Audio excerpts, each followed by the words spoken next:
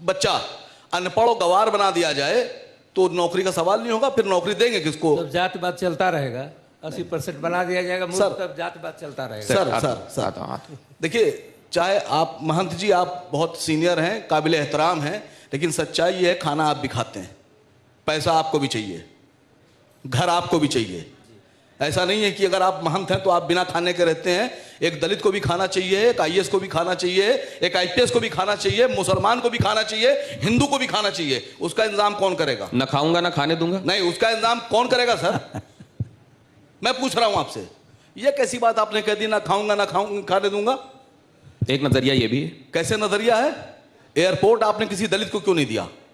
Airport आपने किसी मुसलमान को क्यों नहीं दिया? एयरपोर्ट आपने किसी गरीब को क्यों नहीं दिया? एयरपोर्ट आपने किसी बैकवर्ड को क्यों नहीं दिया? एयरपोर्ट पे सिर्फ हमारे अडानी भाई का हक है। खाने से तात्पर्य है केजी बेसन का नाम सुना आपने? कृष्णा गोदावरी बेसन, कितने लोगों ने सुना केजी बेसन का नाम? क्या हिंदुस्तान में ऑयल नहीं निकलता है? क्या हिंदुस्तान में गैसेस नहीं निकलती हैं? आपने कभी सुना कि किसी जो हमारा नदी से जो तेल निकल रहा है या समुद्र से जो तेल निकल रहा है उस पर किसी दलित का हक है या दलित को दिया गया? क्या अंबानी भाई का हक है?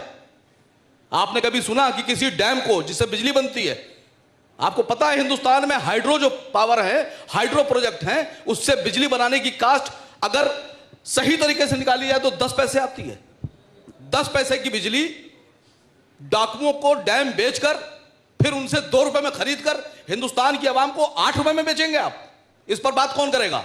आसिम वकार करेंगे या आप करेंगे या कौन करेगा? आइए बात करते हैं इस पर। देखा आपने मुद्दे क्या है? एयरपोर्ट तक जा रही है बात, केजी बेसिन तक जा रही है बात। इन मुद्दों के इर्द गिर्द चुनाव होंगे। अगर एयरपोर्ट या बेसिन जो भी चीज़ें हैं वो उन्हीं हाथों में, उन्हीं संस्थानों को दी जा सकती हैं जो टेक्निकल नो हाउ और आर्थिक दृष्टि से सक्षम हो उसके संचालन में और उसका लाभ देश की जनता को दे सके।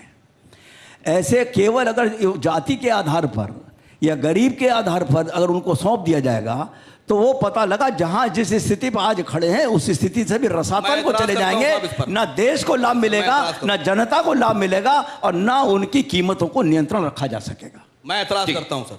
जी सर, जब हिंदुस्तान में 2014 से पहले सरकार बनाने की तैयारी आप कर रहे थे, नहीं सर आपने कहा कीमतों में नियंत्रण। हाँ, मैं आपकी बात पे आ रहा हूं।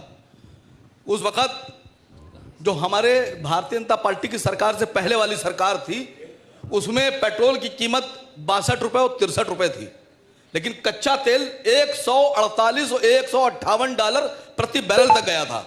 उस वक्त तो आपके यहां से जितने सांसद, आपकी मोहतरमा क्या नाम उनका, वो ईरानी इराकी क्या नाम है उनका, वो तो गैस का सिलेंडर सर पे रख के चल रही थी।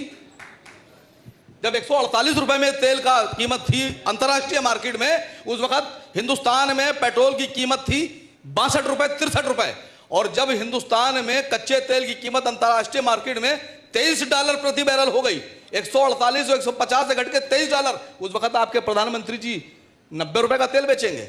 आप कीमत पे कंट्रोल रख रहे हैं या कीमत को बढ़ाकर हिंदुस्तान की आवाम को लूट रहे हैं? असीम वकार जो बात कह रहे हैं, अगर आप ये देखें लब्बुल लुआब इस सेशन के विषय के हिसाब से, तो ये समझ में आता है कि चीजें क्या राम के नाम के इर्द गिर्द नहीं घूम रही हैं। अब जो असीम वकार ने जहां से बातचीत कहनी अपनी शुरू की कि राम मंदिर बन गया, राम की बात यहां नहीं होगी तो कहां होगी, लेकिन अब बात आगे की होगी।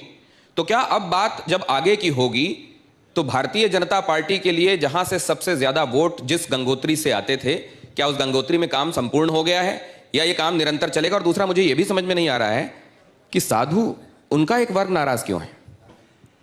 देखिए, आपने जिक्र किया गंगोत्री का। वो दिन दुर्भाग्य का दिन होगा जब देश से गंगोत्री सूख जाएगी तो गंगा कहां से आएगी? गंगोत्री में काम मुकम्मल हुआ। सुन लीजिए, मैंने ये नहीं कहा कि वहां, इसलिए आप और उधर की गंगोत्री में समस्या क्यों है? मैं अभी बात कर रहा हूं।